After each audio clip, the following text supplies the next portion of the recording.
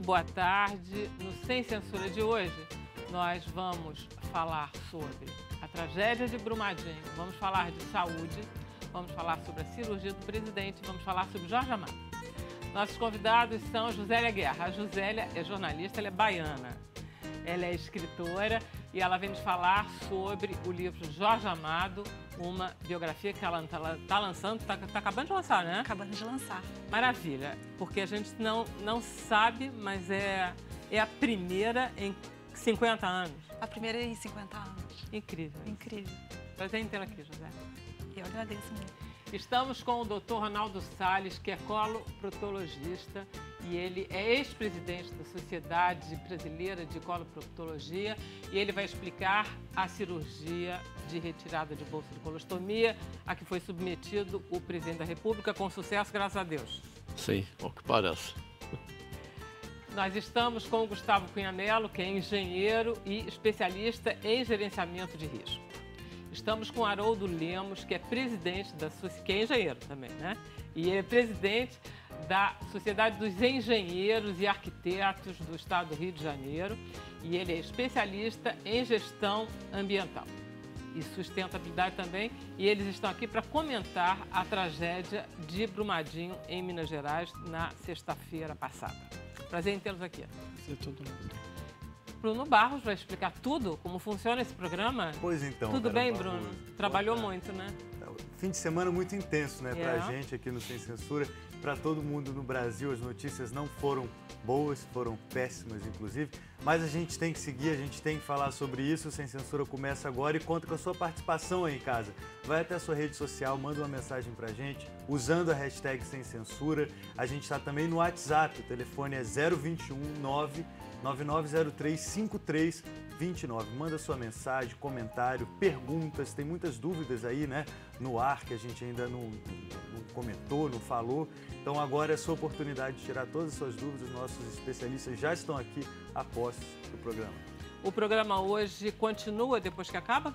Continua, a gente tem mais aqueles 10 minutos, 10, 15, dependendo do tempo e de vocês. Se vocês mandam bastante pergunta, a gente fica um pouquinho mais na internet, na página do Sem Censura, no Facebook. É facebook.com/Sem Censura TV. A gente está lá ao vivo. Obrigado, Bruno. Vamos começar então com o Dr. Ronaldo Salles, que é coloproctologista. É proctologista até hoje, né? Esse procto... O que quer dizer coloproctologista? É o seguinte, Ronaldo? originalmente a especialidade era denominada apenas proctologia. A proctologia se refere mais especificamente ao reto. Tá. Então, o restante do intestino no qual o especialista também agia não estava bem classificado. Então, para evitar alguns problemas de ordem técnica, problemas legais, administrativos, o nome foi mudado para coloproctologia, para que fosse melhor identificada a especialidade. E o urologista, ele trata de quê? Das vias urinárias. Tá. Então, são coisas diferentes. No caso do presidente Bolsonaro, que recebeu aquela facada assustadora e que estava com essa bolsa de colostomia, é caso de coloproctologia, sem dúvida. Não sem tem dúvida. Outra coisa. Eu não sei se o senhor chegou a tempo de assistir a entrevista do porta-voz em que ele dava os resultados. Parcialmente. Nós todos vimos hoje de manhã, quando o presidente disse: eu estou entrando em cirurgia hoje de manhã, a cirurgia deve durar 3 horas e pronto. E aí a gente se viu diante de uma cirurgia de 9 horas. É razão para se ficar preocupado com uma cirurgia desse tamanho? O porta-voz ele falou em 7 horas. No último pronunciamento. Eu devo ter lido. Mas isso aí tudo tem que ser incluído, o preparativo pré, o tempo depois que o paciente leva para voltar da anestesia, 1 ou 2 horas. Então, todo esse tempo aí, ele não pode ser contabilizado exatamente para a cirurgia. E também não é muito importante numa operação programada o tempo que ela vai levar. Não significa nada. Significa sim. que para realizar aquela operação foram necessários aquelas horas para que ela saísse bem feita. Mas não é uma cirurgia de urgência, não é um paciente de risco, então deve ter ido tudo de acordo com o programado. De qualquer maneira, uma cirurgia de abdômen aberto é sempre surpreendente, porque a gente não sabe nunca o que vai encontrar, não existe transparência que permite que a gente saiba o estado real do que ele vai encontrar ali, verdade? Isso é correto. Existe a possibilidade do caso ser agravado por ele ser mais velho, por ter sido uma facada? O que pode... Não, o que pode dificultar é o fato de ele ter tido as 2 cirurgias prévias, que foram cirurgias de urgência. Então, disso resultam algumas alterações dentro do abdômen que poderiam dificultar a execução dessa última operação. Ele falou em aderências. A gente sabe que na primeira cirurgia do presidente houve um problema de aderência justamente numa alça do intestino que eles tiveram que abrir justamente quando eles iam fazer a retirada da bolsa de colostomia, porque não daria para ser feita porque tinha uma alça no intestino que estava com aderência. O que significa aderência? Aderência, o nome diz, são adesões entre órgãos e que provavelmente não existiriam antes, mas que por causa da operação realizada elas foram criadas no processo de cicatrização. Digamos que o intestino seja um tubo, aí de repente uma parede gruda no outro, é isso, e aí, por exemplo, o material não pode passar por aquele tubo, o que ocasiona uma obstrução. Por aí, simplificadamente, porque a gente tem que pensar como tubulações, a gente Agora, não tem outra forma. Não dá para comentar exatamente o que houve naquelas cirurgias, porque o senhor não estava lá. Pois é. E nem viu e a gente não sabe. A ideia de ser uma cirurgia mais longa, então, não inviabiliza o que o porta-voz falou, que é uma cirurgia de recuperação de 10 ou... Não, pelo visto a operação correu bem. Ele deve ter sido cercado de todos os cuidados para que isso acontecesse. Então, acho que o prognóstico da recuperação é um bom prognóstico. O senhor estava acompanhando a campanha eleitoral quando aconteceu a facada? Você ouviu a hora que aconteceu o acidente? Sim. O que o senhor achou? Com a sua prática... Bom, ali... Porque médico cirurgião, o que conhece mesmo é emergência, né? Sabe... Não, eu trabalhei em emergência há muito tempo, eu sei como é que é isso. Mas é um pouco difícil de prever o que pode acontecer. A facada poderia ser inócua até. Poderia? Poderia, apenas mal penetrar a parede abdominal e não causar dano. Ou poderia causar muito mais dano do que causou, isso é fatal. Então, a gente sabe que ali pode acontecer muita coisa. Agora, novamente, exatamente o que aconteceu, eu não estou em condições de explicar. Agora, o tempo, ele chegou na Santa Casa de Juiz de Fora em 10 minutos. Esse tempo foi fundamental para o processo de... Muito fundamental. Isso é talvez uma das poucas variáveis que influenciam na recuperação. É o tempo de atendimento em paciente com hemorragia. E parece que ele teve hemorragia grave, né? Então, o senhor acha que a situação é animadora? Sim. Aparentemente está indo tudo de acordo com o planejado. É muito importante um intestino saudável? É verdade, o intestino ele deve estar saudável se o paciente ele tem uma boa alimentação, se é um paciente que não gosta de fumar, se ele não bebe ou bebe pouco, se ele não é obeso, se ele faz uma dieta cuidadosa, ele deve ter um intestino saudável. Que parece ser o caso do presidente. É o caso dele. Ele preenche essas características todas. Porque ele é um homem de hábitos mais cuidadosos, pelo menos é o que se divulga, né? Então eu tenho a impressão que ele tem boa saúde clínica. Isso aí facilita muito a recuperação de uma cirurgia. Que conselho o senhor daria para que a gente pudesse chegar nesse patamar de saúde? Porque ele não é novo, o presidente tem 63 anos. O que a gente pode fazer para chegar lá também? Quer dizer, eu já passei muito tempo. De vida, como eu estava falando antes, uma boa alimentação. Não fumar, não beber? Não fumar e não beber, ter uma boa alimentação, praticar exercícios, né, não ficar obeso. E uma outra variável que é independente da nossa vontade, que é a genética, né? Aí existem muitas doenças que vêm da descendência. Aí é um pouco difícil de evitar, mas pelo menos a gente pode prevenir procurando precocemente algumas coisas. Fala, Jale. Quais são os sinais de que alguma coisa está errada e às vezes as pessoas não percebem? O que tem que ser o alerta? No intestino grosso, faz-se uma prevenção mesmo em quem não tem sintomas, porque os tumores intestinais são muito frequentes. Então, fala-se muito em colonoscopia, né? Gente, mas essa moda passou um pouco porque Não. Essa moda vai ser incrementada. O senhor gosta dessa moda? Ela traz tantos benefícios. O câncer de intestino é muito frequente. Só que ele é o único câncer que ele é precedido por uma lesão benigna. Quando se faz colonoscopia, não se procura tumor, procura-se pólipos, que o pólipo é benigno. E é ele que se transforma em tumor. Então, quando se faz uma colonoscopia e retira o pólipo, evitou-se que aquele paciente no futuro tenha uma grave complicação que é o tumor. É o único tumor que isso pode ser feito. Eu vou dar um exemplo. Por exemplo, o grande fantasma das senhoras é o câncer de mama. Pelos métodos de imagem hoje, se diagnostica tumores de 2, 3, 4 milímetros e que a mulher vai ser tratada e vai ficar curada. Mas já está se tratando de um tumor. Então, existe uma chance que aquilo não dê certo. Agora, se a gente interrompe a progressão de uma doença benigna para maligna, é o ideal. Isso só pode ser feito no intestino grosso. E então, a colonoscopia é por isso com esse objetivo. Doutor, desculpa. Que eu tinha uma curiosidade sobre o comportamento. Geralmente, quem faz esse tipo de cirurgia da retirada, né, da bolsa de colostomia, que muda no comportamento? Alimentação, algum exercício físico, não pode fazer, caminhadas? Quando ele está com a colostomia? Quando retira a colostomia. Volta ao normal. Ele volta ao normal. Ele, 15 dias, 30 dias depois da cirurgia, ele é uma pessoa que nunca teve nenhuma alteração naquele local. Nenhum remédio, não toma nem remédio mais. O intestino funciona perfeitamente, mesmo tirando um bom pedaço, mesmo tirando, sei lá, 50 centímetros? Aí é diferente. Se é uma retirada de um trecho maior, aí às vezes muda um pouquinho a frequência, a qualidade da evacuação e eventualmente precisa tomar alguma coisa para moderar o funcionamento intestinal.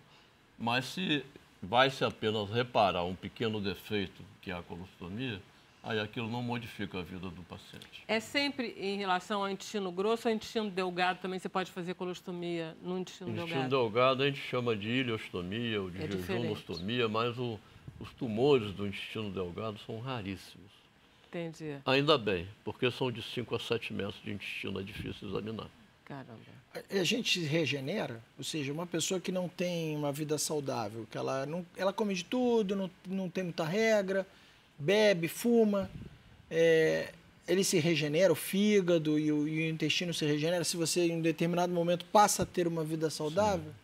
Sim, se ainda não tem nenhuma lesão grave estabelecida, vamos falar do fígado, por causa da bebida, né? Então aparece o que nos exames que chama de esteatose hepática. Aquilo, quando a pessoa para de beber, se não for muito avançada, em 3 a 6 meses volta ao normal. Agora, se a pessoa continua no hábito pesado da bebida, do etilismo, aquela esteatose vai se transformar numa cirrose, que aí já não é reversível. Mas é um pouco como é aquela doença do pulmão que a gente fica, que não tem jeito? Enfisema. Essa não tem jeito, né? Chegou, parou, ficou. O enfisema é uma doença já estabelecida que ela pode não se agravar, pode melhorar em alguns aspectos, mas não desaparece. Bom, acho que já está bom por doenças hoje, né? Tá bom. Obrigada, doutor. Vamos fazer um intervalo, a gente volta rapidinho.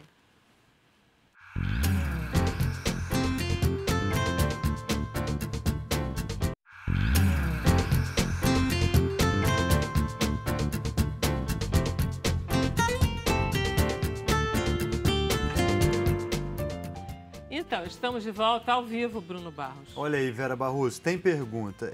O Gabriel Menezes, que participa sempre aqui do Sem Censura, valeu, Gabriel. Ele quer saber o quanto é delicado para esse órgão humano, o intestino, ser perfurado por algo cortante e quais foram os riscos que o presidente teve se demorasse a chegar ao hospital, a Santa Casa de Misericórdia lá de Juiz de Fora. 2 riscos principais, a hemorragia e a infecção. Esses são os riscos principais quando há uma lesão como essa que ele teve. Ele ter chegado rapidamente ao hospital em Juiz de Fora e foi muito bem atendido, por sinal. Fizeram a coisa correta. E com isso ele pôde se recuperar para que mais adiante fosse finalizado o tratamento dele. São Paulo. Maravilha. Obrigado. Maravilha. Vamos então conversar um pouco sobre essa tragédia de Brumadinho, que é uma tragédia anunciada e que está desde sexta-feira, 1h20, né? Quando eu estava, inclusive, aqui já quando deu a notícia na televisão. Haroldo, eu estava lendo hoje de manhã que, num caso de emergência, uma barragem tem que prever onde que ela pode estourar e liberar o caminho por onde ela rompe. Ou seja, se ela rompe aqui e o caminho ao romper é esse, não pode ter nada no caminho, porque é um lugar de risco todo esse caminho. Ora, exatamente embaixo da represa, da barragem, tinha a sede administrativa e o refeitório. Ora, nenhuma empresa é suficientemente maluca de pôr a sua administração e o seu refeitório embaixo de uma empresa de risco. O que isso significa para uma empresa do porte da Vale do Rio Doce? Olha, eu acho, nós até já estivemos discutindo essa questão, eu acho que isso é totalmente inadmissível numa empresa do porte da Vale do Rio Doce. Análise de risco não deve ter sido feita, porque se tivesse sido feita, se verificaria que, no caso de um acidente, não haveria tempo hábil para que as pessoas escapassem do local. Então, aquelas construções jamais deveriam ter sido feitas naquele local, né? E quando uma barragem... Primeiro que a gente espera que a barragem não estoure, né?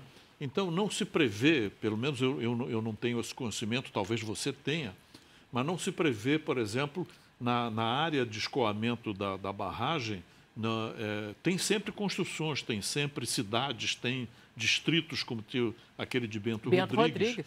Mas o que se espera é que não estoure. Quer dizer, eu não conheço nenhum planejamento. Tem uma barragem, não pode ter nada aqui, né? Não existe isso, né? Isso, talvez, em países mais avançados, na Europa, talvez eu acho que isso possa acontecer.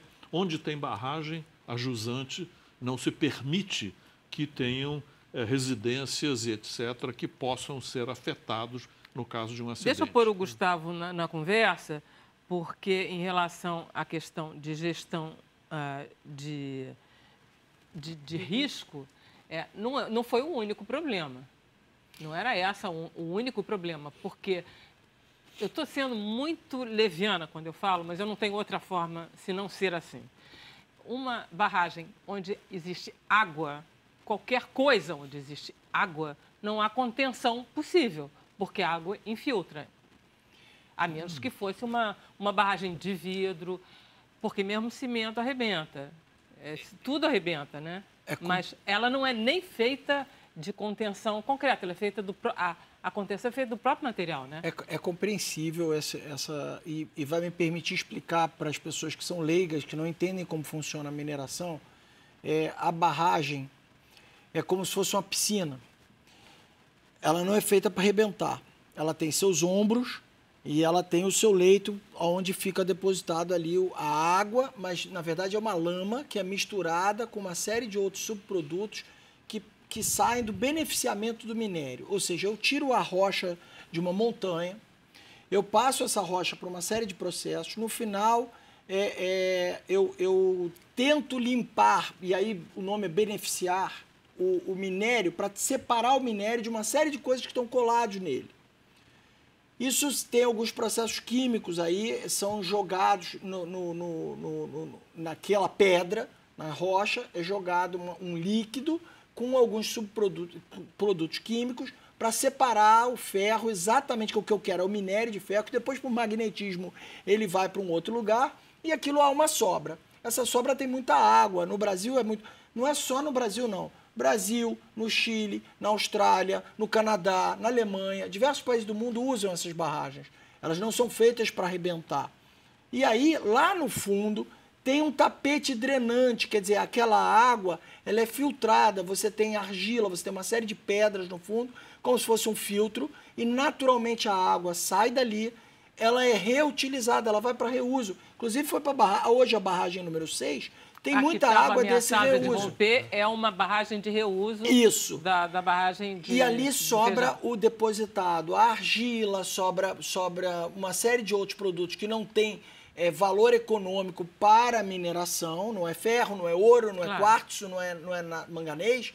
E esse subproduto ele pode ser utilizado, ou pode ser simplesmente depositado ali descomissionado, que era o que se pretendia, ou eu posso ser reutilizado, que seria o ideal, e no Brasil falta investimento em pesquisa, investimento em tornar essas barragens sustentáveis, não só economicamente como no meio ambiente, para utilizá-las na fabricação de concreto, na fabricação de cimento, na fabricação de... Pois é, eu sei que ontem, inclusive, vocês dois estavam no coisa e falaram cada um sobre isso, mas eu queria voltar a essa ideia da barragem. Ela está destinada a romper. Não, é ao contrário. Porque nós temos 722. Sim. Além de mineração. De mineração em Minas.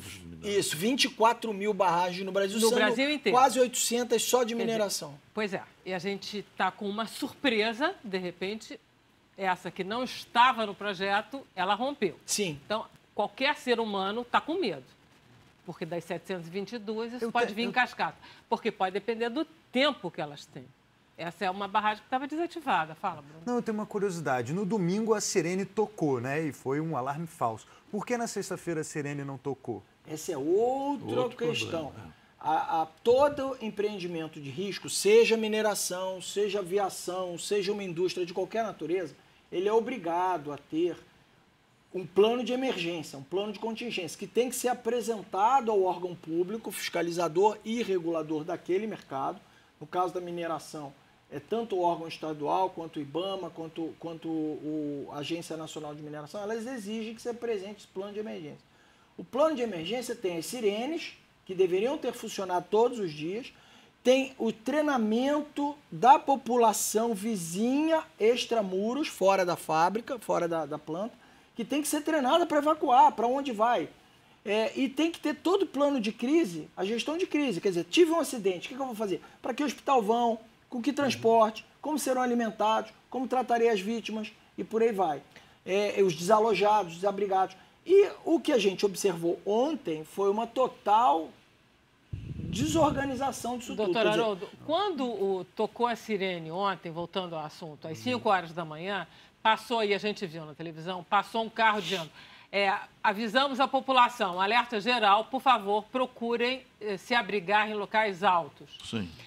E a população dizia, nós nunca fizemos isso. Nós nunca tivemos acesso a nenhum tipo de plano de alerta. Eles nunca tinham ouvido isso. Pois é, então exatamente... E a gente tem a sensação que uma coisa está ligada à outra. Quer dizer, não corrobora exatamente o que o Gustavo disse. Não houve uma preocupação desse plano de emergência ser comunicado à população.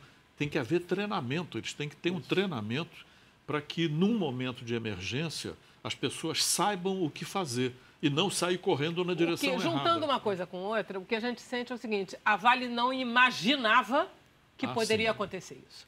E isso é que é impressionante, porque não tinha sirene funcionando, puseram as casinhas de todo mundo, o centro administrativo, debaixo de uma coisa que podia romper, e, em seguida, a cidade que estava do lado não tinha plano de escape, não tinha nada. Era como se a Vale foi mais surpreendida do que nós. Mas me permita dizer que isso não pode acontecer. Isso é um absurdo. Não existe essa questão de eu fui surpreendido. Não. O plano de emergência e um gerenciamento de risco bem feito é pensando o pior cenário. Qual é o pior cenário? Como agirei? Como atuarei neste pior cenário? Então, ela teria que ter previsão disso tudo, ainda que não quisesse que ocorresse, ainda que fosse uma surpresa, mas ela tinha que estar com tudo previsto. Ela está com 350, 360 funcionários desaparecidos. A Vale matou o seu pessoal, quer dizer. É muito assustador. E é por isso que eu acho que está todo mundo assustado com o futuro. Porque se esse nível de gerenciamento, depois de Mariana, 3 anos depois, não adianta acusar Samarco agora. Está difícil, porque a Vale tem um nível de responsabilidade, nesse caso, 100%. Não tem, ela não vai dividir com ninguém. Né? E sobretudo, que essa barragem ela foi classificada de baixo risco e de baixo alto risco de contaminação. Eu queria aproveitar para falar sobre isso. Existem vários rankings. Maior risco, menor risco. Depende da metodologia científica que foi utilizada para se definir essa classificação. Eu posso ter um alto risco ambiental, como aconteceu na Samarco, e eu posso ter um risco menor de causar danos ao meio ambiente, como era o caso dessa de Brumadinho, da mina do Feijão, porém, um alto potencial de dano a vidas humanas. Porque eu tinha uma população ajusante da barragem, a rio abaixo, vizinha ao local, maior, mais densamente povoado, e que eu mataria muita gente. Então eu tenho que classificar de outra forma. Se fosse classificar por vidas humanas, seria mais ranqueado. O rompimento da primeira lá, a ferrugem, né? Isso. Ela atingiu quantos quilômetros? E essa vai atingir muito menos. Era muito menos água. Eu queria fazer uma comparação. O dano ambiental desta segunda é menor. O volume é bem menor. 4 vezes menor, não é? Mas como foi dito aqui, já tinha muito mais gente no caminho da lama. Então, quer dizer, o dano pessoal, o dano em vidas humanas, desse foi imensamente maior do que o anterior. Porque o primeiro matou 19 pessoas e essa vai matar 350. A Samarco estava ativa, ela tinha mais produtos químicos na lama, ela ainda tinha a quantidade de lama era maior, ela ainda não tinha escoado toda a água dessa lama.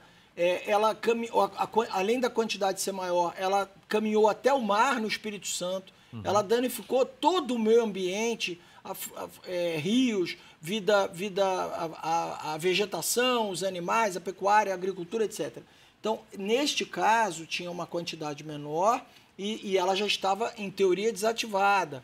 Quase estéreo. Não sei se é estéreo, a gente não pode afirmar que é estéreo ou não. Porque estéreo por quê? Porque com o tempo vai esterilizando aquele material ou não? Não, porque você escoou a água, você filtrou e você já pode reaproveitar aquele material de alguma forma. E outra, que tenha mais ferro e menos de outros subprodutos, talvez até cancerígenos, naquela massa. Em princípio, eu acho que foi você que falou o que compõe aquela massa que está ali no feijão. 52% ali é ferro, você tem 35% de silício, de nitrato de silício, você tem outros materiais, tem uma série de 0, alguma coisa de manganês, de cálcio, de potássio, de fósforo. Aquelas coisas horrorosas de beneficiamento do minério. Agora, 52 de ferro, isso quer dizer que é uma empresa pouco... Não, é natural. Natural, é isso mesmo? É o que não é nada... A gente não consegue aproveitar mais. Não consegue aproveitar. O que faz uma mina ser economicamente viável e eu torná-la mais lucrativa ou menos lucrativa? O teor do ferro, a pureza do ferro e a granulometria, o tamanho da rocha de ferro pura que eu tiro dali. Quanto maior, melhor? Mas sempre vai ter uma poeira que vai sobrar e que vai ficar naquela lama. Você não tem condição. E que é ferro, e que é composta de ferro. Que você não consegue subtrair.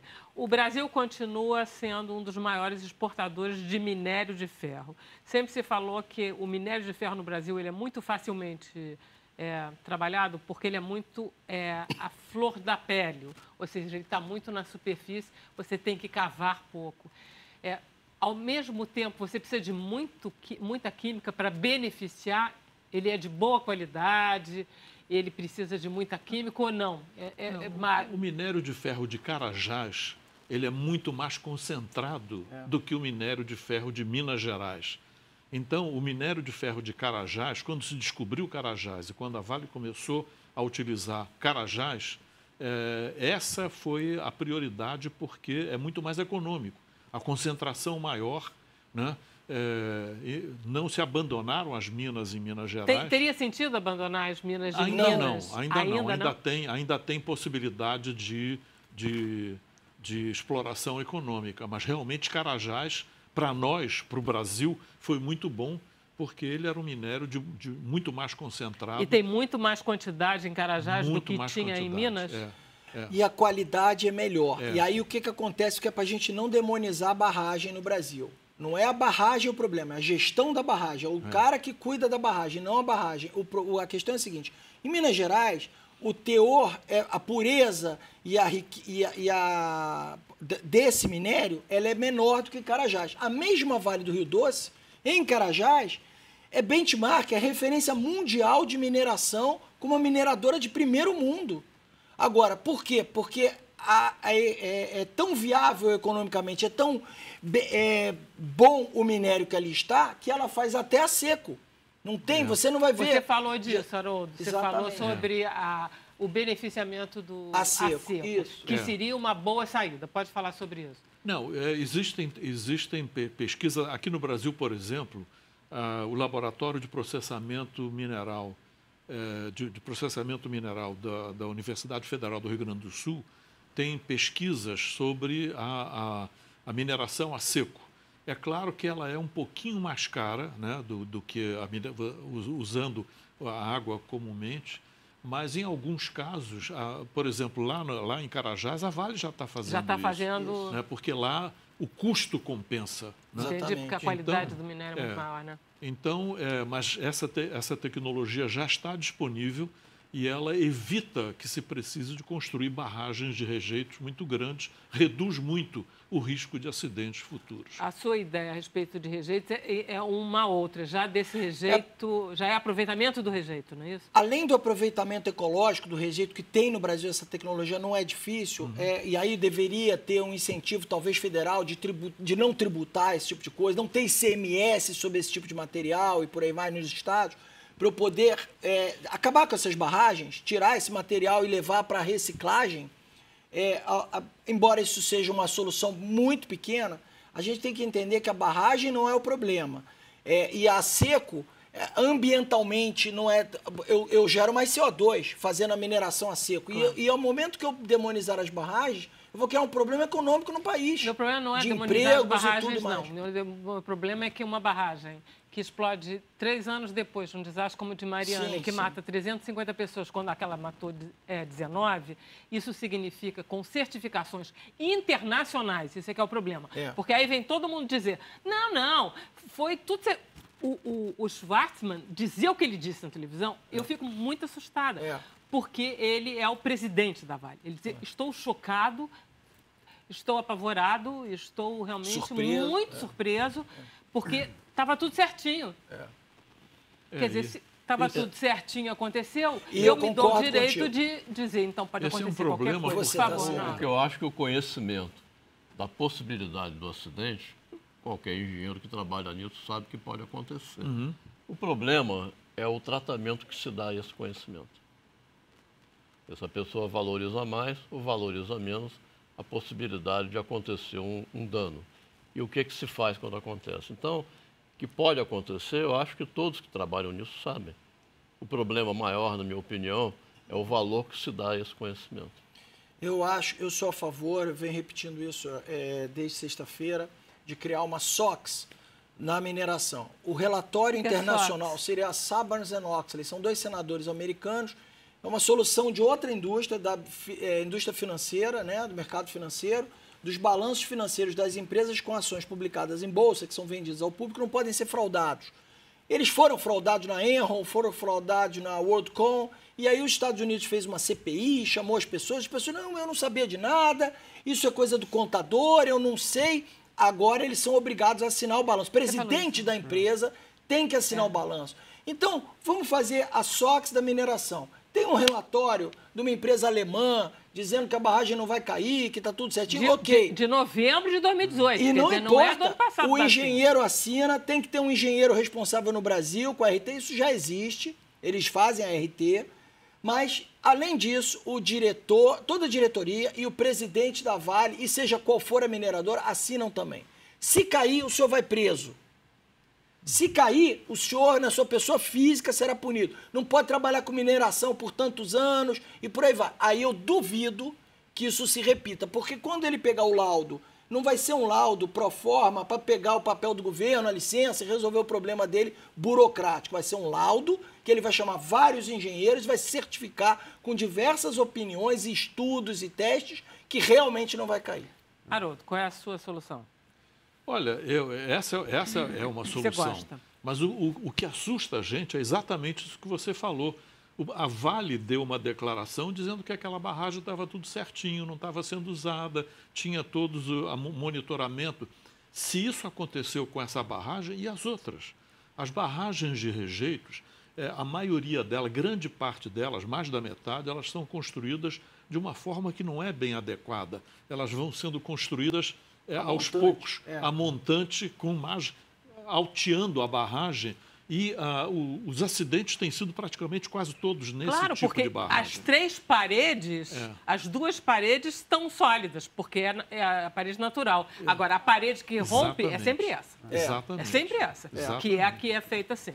Então, exatamente. é que nem cozinheiro que sabe, né? Isso então assusta muito a gente, porque provavelmente, inclusive o ano passado, na Assembleia de Minas Gerais, estava se discutindo um projeto de lei que apertava mais a fiscalização e o licenciamento das barragens. E esse projeto de lei, pela força econômica de algumas mineradoras, ele não foi aprovado, né? Então, na época, o deputado que apresentou o projeto, ele dizia, gente, tenho certeza, aposto que vai acontecer, vai apareceu na acontecer televisão. novamente. Ele Quer dizer, se nós não tomarmos providências como essa que o Gustavo falou, se não houver mais seriedade, novos desastres vão acontecer. E uma outra coisa que a gente estava falando antes, que a gente não falou no programa ao vivo, que é a respeito da pouca transparência e do pouco atendimento que as famílias das pessoas que estão indo e que pedem, elas não estão tendo nenhum tipo de acolhimento real, profundo. Aí você estava falando sobre a necessidade de ter uma gestão de crise. Isso faz parte da gestão de crise. Eu só queria acrescentar no ponto anterior uma coisa muito importante. E façam um juízo de valor às pessoas. Eu não estou falando da Vale e nem do caso concreto, porque eu não estava lá, não auditei, não acompanhei a obra. Mas uma barragem jamais cai de repente. Não existe surpresa num acidente de barragem.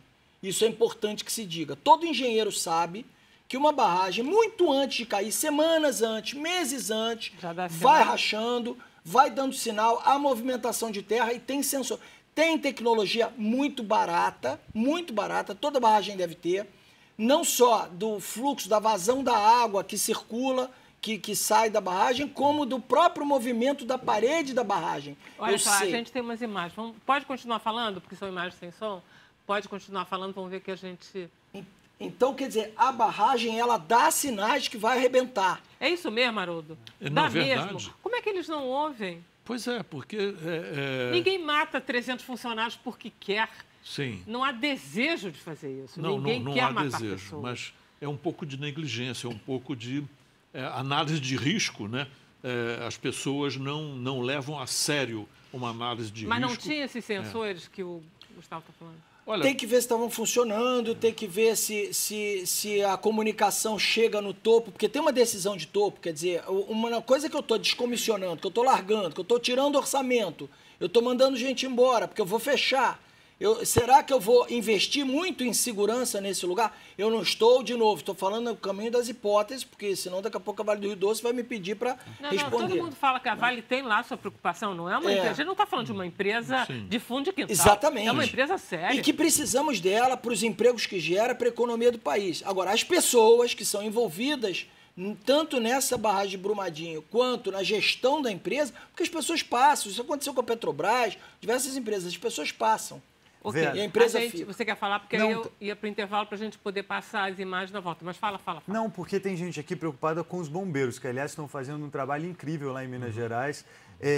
O que os bombeiros podem fazer para que não sejam contaminados pela lama? Essa lama, é uma boa pergunta, né? Se essa lama é tóxica e contaminadora.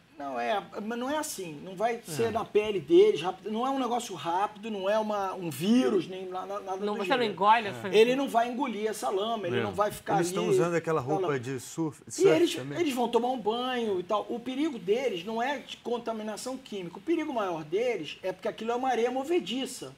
Eles sofreram um acidente. O perigo também é que tem galhos e coisas enterradas, pedaço de aço, pedaço de carro, que ele pode enfiar uma perna e se ferir. Ele tem o resgate é algo muito complicado, muito parecido com o que houve aqui na região serrana do Rio de Janeiro, no resgate das vítimas das tragédias que tivemos em 2011 da chuva.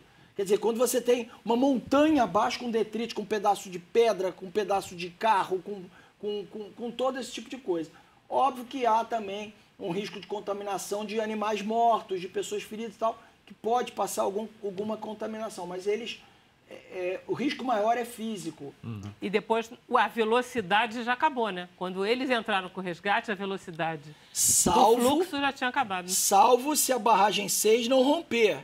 Esse é o maior perigo. Vocês estão achando que pode romper? Ela pode romper. E o que acontece? Porque quem segurava ela era a barragem do Feijão, não era? Também. As outras do complexo. Ela, como é a montante, uma coisa vai segurando a outra. Quando rompeu tudo, eu estou sobrecarregando esse ponto. Esse é um perigo para os bombeiros. Bom, gente, o perigo ainda não passou. A gente vai ter que continuar preocupado um tempo. Vamos lá para o intervalo, a gente volta já.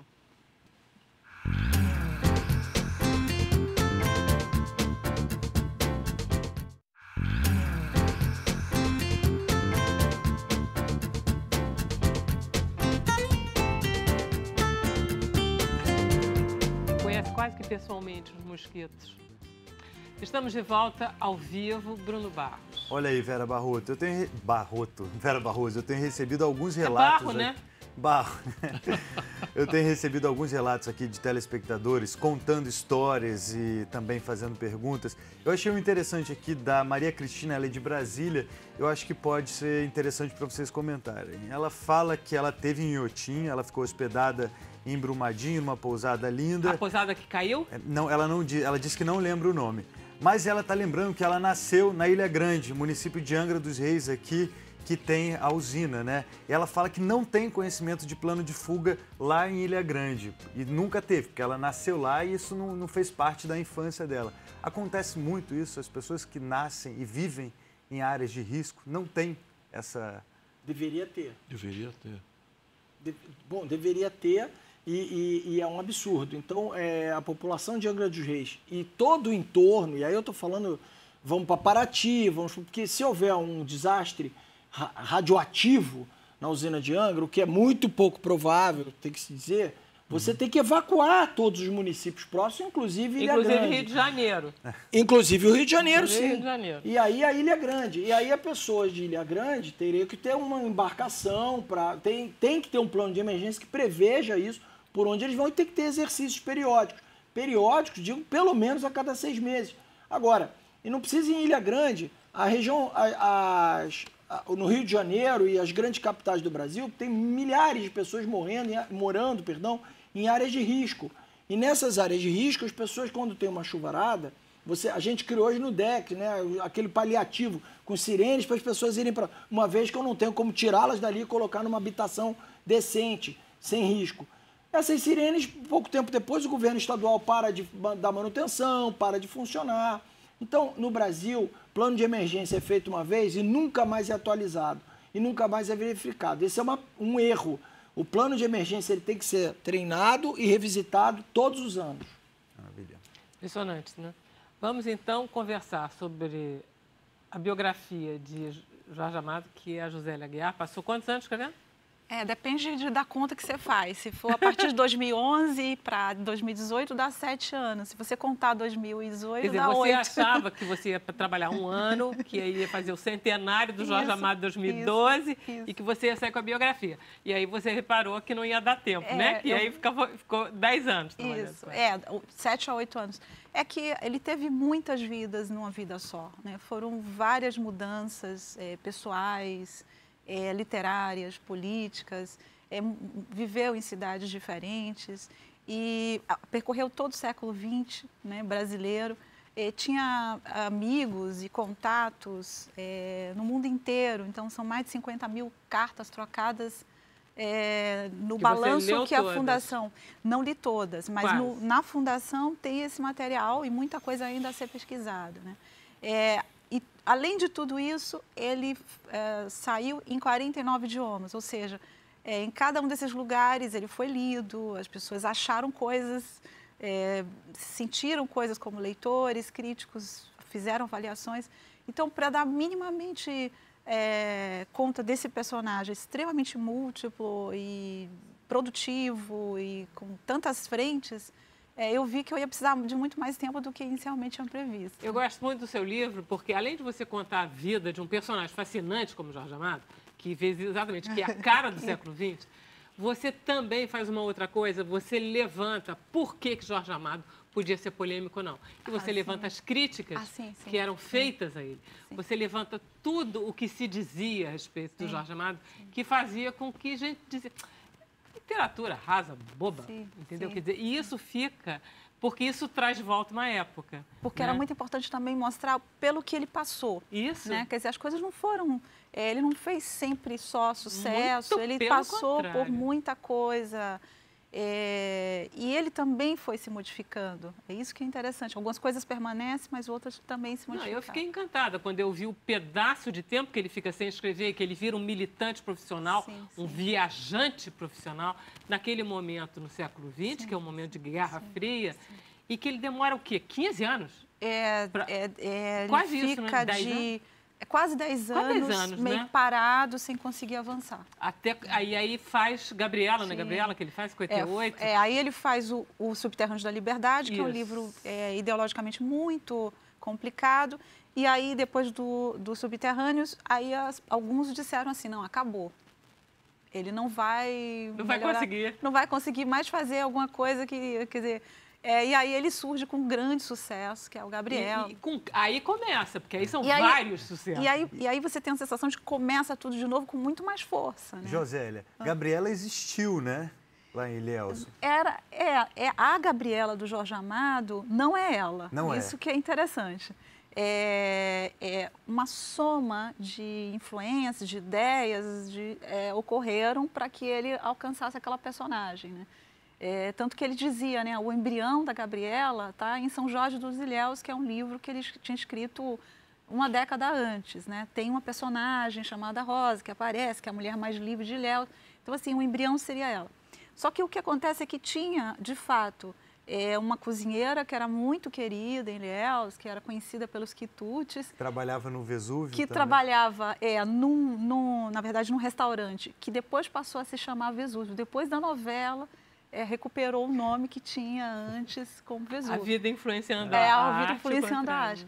E aí, o que aconteceu foi que, quando saiu o livro, todo mundo queria saber quem que era a Gabriela real, e um repórter da Manchete, na época, foi lá, entrevistou, dizendo, olha, real são eles, né? Só que o marido e a Gabriela não sabiam direito o que tinha no livro. Quando foram ler, ficaram assustados. Não gostaram nada. Ficaram revoltados. É uma delícia. Tem histórias deliciosas. E você estava falando que Tocaia Grande... É o Tieta. É Tieta, que na verdade é aquela novela... que não tem nada a ver de tão ecológico assim, mas tinha uma preocupação. Queria que você falasse sobre isso. É que quando ele... acho que uma das razões do Jorge Amado fazer tanto sucesso e ter sido tão popular é que ele sempre tratava questões brasileiras, questões da sociedade, que estavam naquele momento muito fortes e que eram importantes. E nunca isso perdeu... vamos dizer, importância e não deixou de ser atual, né? Por exemplo, o caso dos Meninos de Rua no Capitães da Areia, né? E o Tieta, a ideia do Tieta surgiu quando ele, numa cidade do interior de Sergipe, uma cidade que ele gostava muito, que era Estância, ele escutou um político muito entusiasmado com uma indústria que ia ser instalada lá, e esse político falou assim, o progresso tem que estar em primeiro lugar. A gente não tem que se preocupar com a questão ambiental, se vai ter poluição, se não vai ter poluição.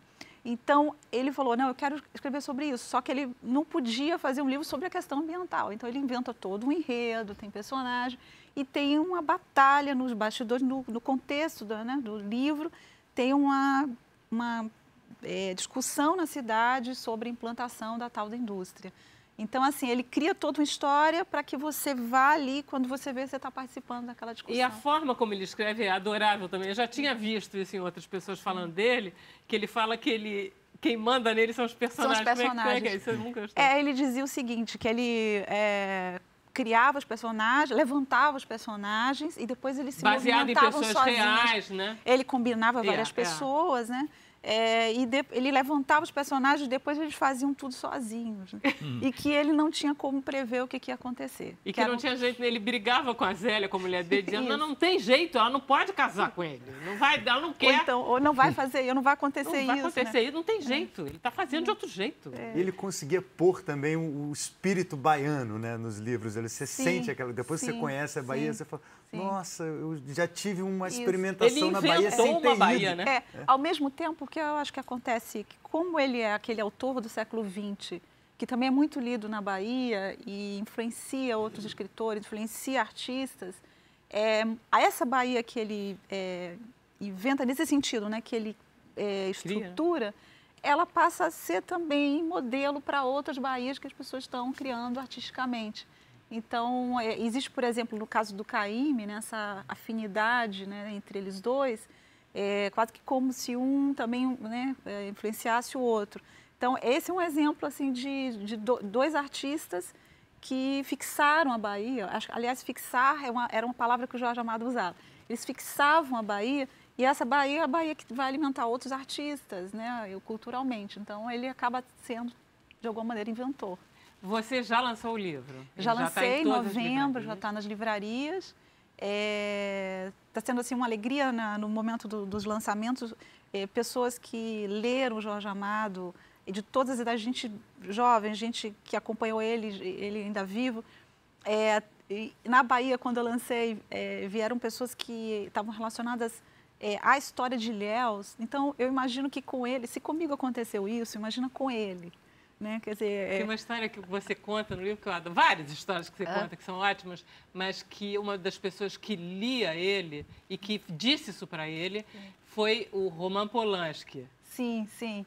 Disse para ele que... Aqui na Bahia, ele veio até a Bahia, ele estava no Brasil, queria ir na Bahia, conhecer o Jorge Amado e disse que na infância, na adolescência dele, os livros que ele lia lá, né, no leste europeu, eram livros todos muito doutrinadores, enfim, eram livros...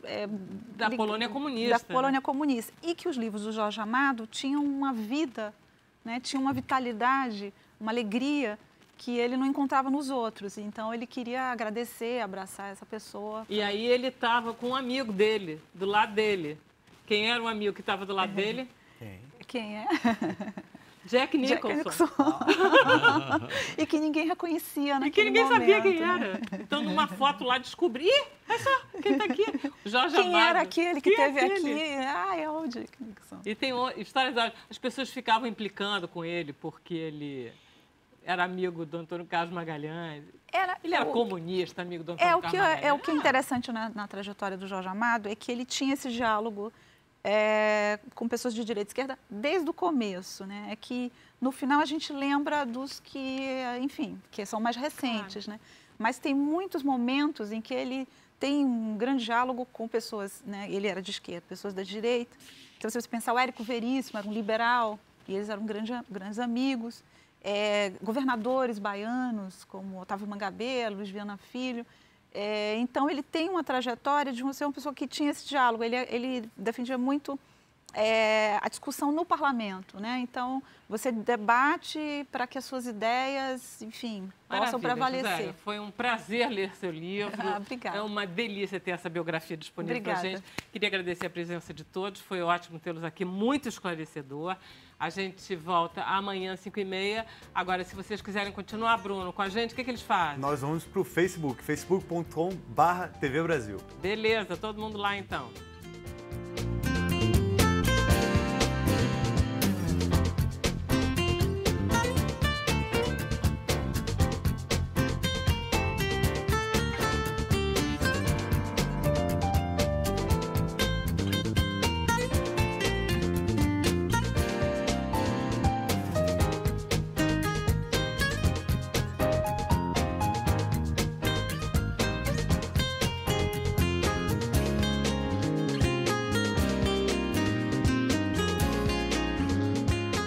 Bruno, os nomes são todos Graças mais os amigos. Estamos aqui numa maior conversa. Está rolando mas um papo de intervalo, né, Vera Barroso? Está rolando um papo de intervalo. Bruno, onde é que nós estamos já? Nós estamos no Facebook e essa conversa está sendo televisionada para todo mundo agora. Tá bom. Ô Vera, tem mensagens aqui, olha aí, tem uma mensagem do Pedro, do Maracanã, aqui no Rio de Janeiro. Ele disse que a água que é barrada pela barragem, que funciona como um filtro retendo o sólido e drenando o líquido, esse líquido corre por onde e para onde? Eu não conheço a barragem especificamente, né? Então, cada projeto ele tem o seu desenho próprio. Eu não sei do que ele está falando, mas em teoria você... Ele está falando do É que que você falou. Você disse Ah, que não, o está líquido falando da mineração? É. Não, então você tem um tapete drenante na parte de Você falou baixo. que o líquido depois vai Isso, aí esse líquido, esse tapete drenante, ele tem ele escoa para um canal, para um duto, que leva essa água, em teoria filtrada, mas não é filtrada, é uma água tratada, que volta para virar água de reuso. Ela pode ser usada em banheiros, ela pode ser usada para limpeza do site industrial e ela pode ser usada na mineração, que é o que ela vai ser usada novamente. Ela volta para o processo, para o início do processo, de uma forma até ecológica, para que você não fique tirando água da natureza, do rio. Quanto tempo essa barragem tinha? Porque a gente tem que ter uma noção. Quanto tempo demora para uma barragem, por exemplo, secar, virar... Não é possível a gente do prever? processo de descomissionamento de uma barragem dura Descomissionamento vários anos, muitos anos. Tem mais perguntas aqui. Boa tarde, eu moro em Januária, Minas Gerais, às margens do Rio São Francisco, a 600 quilômetros de Belo Horizonte. Ele quer saber qual a probabilidade de atingir o nosso rio. Pergunta do Ayrton Gomes, de Minas. Se não romper a barragem número 6, a probabilidade é quase zero. Não tem. Não. Rompendo a barragem, você vai tornar mais fluido aquela lama, você vai jogar muita água ali e aí ela vai escoar mais lama rio abaixo, jusante que pode chegar lá no final a atingir o São Francisco. Em princípio, essa usina, ela barra essa lama. Não, lá na frente tem uma usina hidrelétrica que é de Bom Retiro, que pode servir como barreira. Essa última barreira seria, É uma última barreira de proteção. Agora, se descer água, não sei nem se Bom Retiro é o suficiente para segurar tudo, entendeu? Ah, tá. Aí Por eu isso posso que essa número 6 não pode romper de jeito E aí eu nenhum, posso ultrapassar e aí prejudicar até Belo Horizonte, o que não vai no acontecer. abastecimento de água. As Três Marias com abastecimento elétrico da outra usina. Mas não vai acontecer, não é isso? Eu não acredito que aconteça. Acho que eles já estão trabalhando para que não rompa a barreira 6. 2 dias eles drenariam toda a água. Estão bombeando, né? Exato. Haroldo, o clima influencia, por exemplo, se você tem chuvas, muito sol nos rompimentos? Essa é uma preocupação grande, porque o aquecimento global, as consequências das mudanças climáticas, uma das que nós já estamos vendo acontecer são secas mais prolongadas e chuvaradas cada vez mais intensas. Então, quer dizer, no futuro, nós devemos ter chuvaradas cada vez mais intensas. Isso preocupa muito, porque se houver uma chuvarada muito intensa em cima de uma barragem que já não está muito boa das pernas, vamos dizer assim, isso pode provocar problemas.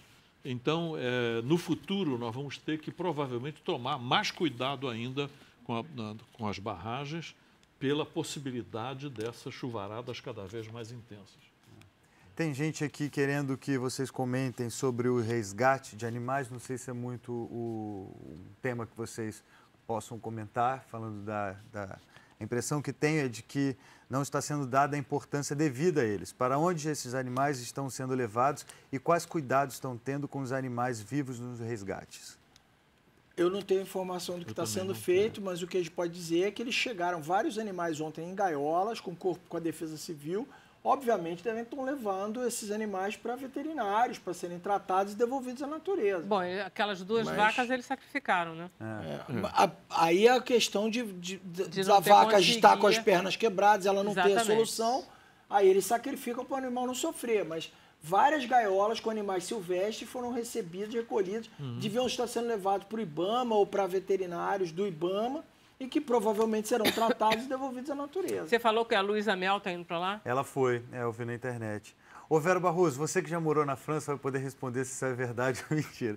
Tem uma mensagem aqui do Sérgio Correia Amaro, ele fala que na França, toda primeira quarta-feira do mês, em todas as cidades e comunidades, tem o teste das sirenes. Toca ao meio-dia e isso é desde 1945. É verdade, sim. É? Mas é toque de sirene só, não tem nenhum tipo, nunca vi ninguém gerenciamento de saindo. risco, né? Mas eu acho que o funcionamento das sirenes é verdade.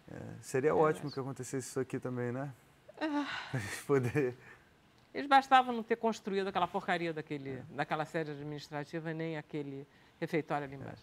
Tem alternativas mais modernas para esse tipo de barragem? Para a gente pôr esses... A própria mineração a seco é mais moderna. Agora, o problema não é ser mais moderno ou menos moderno. De novo, a gente precisa ter o custo viável para justificar aquilo. E outra coisa, é mais moderno, mas é mais emissor de CO2. Eu salvo a água, mas eu... Tem um risco ambiental equivalente. Eu tenho um outro problema, gasta mais energia elétrica e por aí vai. Então, tem toda uma questão aí a ser analisada. Quer dizer, o conjunto... A mineração é poluente, a mineração traz riscos. Agora, o Brasil precisa da mineração, o Brasil precisa das barragens, desde que sejam bem administradas. Se houver a SOX que responsabilize essas pessoas e que elas assinem os relatórios e que esses relatórios sejam uma periodicidade muito mais curta, a cada 6 meses, não teríamos esse tipo de coisa. Gustavo está falando isso, está me lembrando do Carlos Gosni com o imbróglio que ele se meteu. Acho que... Olha aí, Vera, tem pergunta para a Josélia também. Pergunta do Fernando Souza. Ele quer saber em qual momento da pesquisa ou da escrita você se sentiu mais desafiada. São muitos momentos, né? Às vezes você procura um personagem que ainda está vivo e você não consegue localizar, ou informações de alguém que não está mais vivo e que tem alguma coisa ali que não está muito bem explicado. Você, por exemplo, algumas brigas do Jorge Amado com pessoas públicas, tipo o Mário de Andrade, Oswaldo de Andrade, você fica tentando descobrir como que começou, como que terminou, onde é que eu vou encontrar mais coisas disso. E você vai tentando, muitas vezes, na base da tentativa, que às vezes dá erro. Então, você tem uma bibliografia enorme para percorrer, para ver se nesses livros há mais informações sobre aquilo. E aí, de repente, você dá de cara com a transcrição de uma carta, ou alguém contando com mais detalhes onde estava, o que viu. Então, tem muita sorte aí, muita coisa que você tem que também ir adaptando também. Às vezes, muita coisa você não tem resposta, e você tenta... Você conheceu o Jorge? Você era muito criança, né? Eu conheci ele, eu tive com ele uma vez, eu era jovem repórter na Bahia, e ele estava muito mal-humorado para dar entrevista, muito mal-humorado.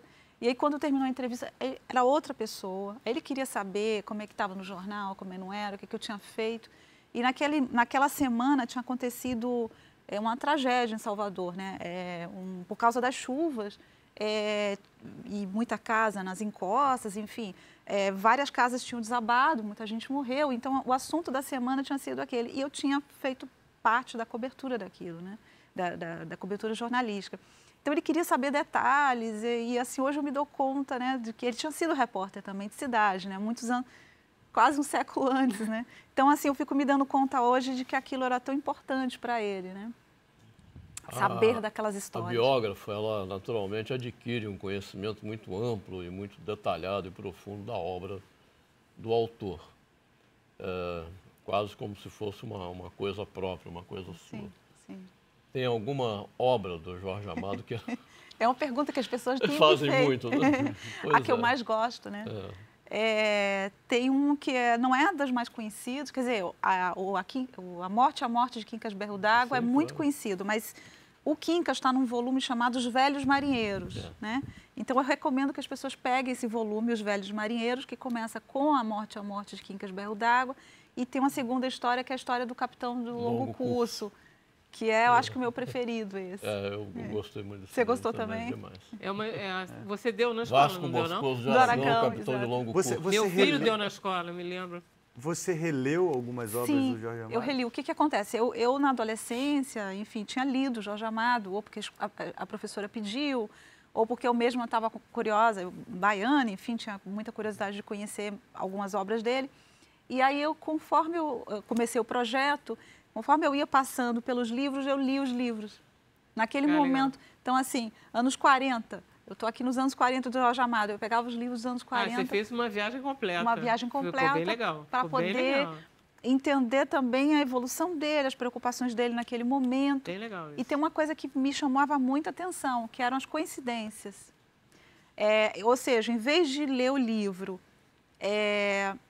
e buscar do livro alguma coisa na vida, era o contrário. Eu li o livro e falava, não, pera, essa história aqui é a história da vida dele, a história da Zélia, a história...